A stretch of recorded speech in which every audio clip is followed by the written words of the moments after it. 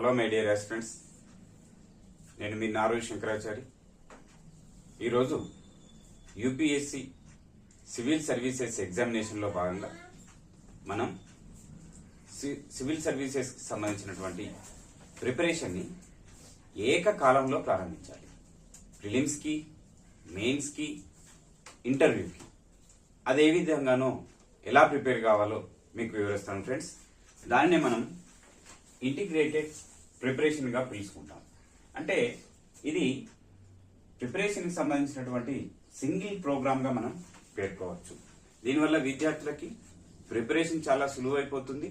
ఏకకాలంలోనే మనం ప్రిలిమినరీకి, మెయిన్స్కి, ఇంటర్వ్యూకి ప్రిపేర్ అయిన వాళ్ళం అవుతాం. ఇందులో భాగంగా మనం మొదటగా చేయాల్సింది ఏంటంటే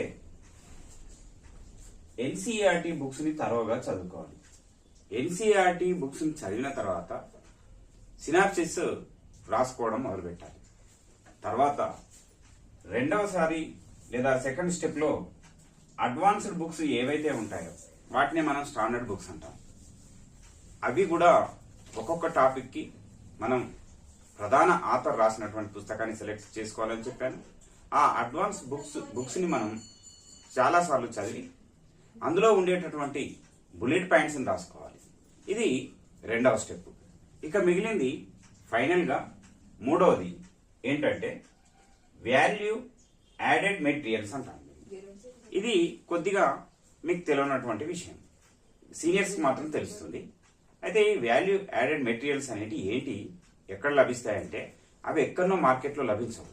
మనమే సేకరించుకొని రూపొందించుకొని రాసుకోవాల్సినటువంటి అవసరం మనకుంది. ముఖ్యంగా వాల్యూ యాడెడ్ మెటీరియల్స్ అంటే ఏంటంటే కరెంట్ అఫైర్స్, ఎడిటోరియల్స్ మరియు కేంద్ర ప్రభుత్వం రిలీజ్ చేసేటటువంటి లేదా విడుదల చేసేటటువంటి రిపోర్టులు. వీటి ఆధారంగా మనం ఈ కరెంట్ అఫైర్స్ని, ఎడిటోరియల్స్ని, గవర్నమెంట్ విడుదల చేసినటువంటి రిపోర్ట్స్ని బేస్ చేసుకొని మనము మెయిన్స్లో ఏ విధంగా ప్రశ్నలు అడుగుతున్నారు, వాటికి ఈ కరెంట్ అఫైర్స్ కావచ్చు, గవర్నమెంట్ రిపోర్ట్స్ కావచ్చు, ఏ విధంగా యాడ్ చేయాలో మనం తెలుసుకోవాలి. అది మీకు రైటింగ్ ప్రాక్టీస్లో వస్తుంది. అందుకే నేను పదే పదే చెప్తుంటాను, మిత్రులారా మీరు మాక్ టెస్ట్ సిరీస్ ప్రోగ్రామ్కి అటెండ్ కావాలి. అటెండ్ అయితేనే ఈ మెలకువలన్నీ మీరు నేర్చుకుంటారు.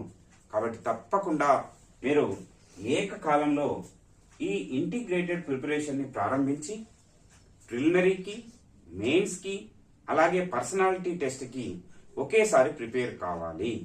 ప్రిలిమినరీకి ఒకసారి, ప్రిలిమినరీ తర్వాత మళ్ళీ మెయిన్స్కి ఒకసారి, మెయిన్స్ తర్వాత మళ్ళీ ఒకసారి ఇంటర్వ్యూకి ప్రిపేర్ కాకుండా ఏకకాలంలో స్టార్ట్ చేయండి.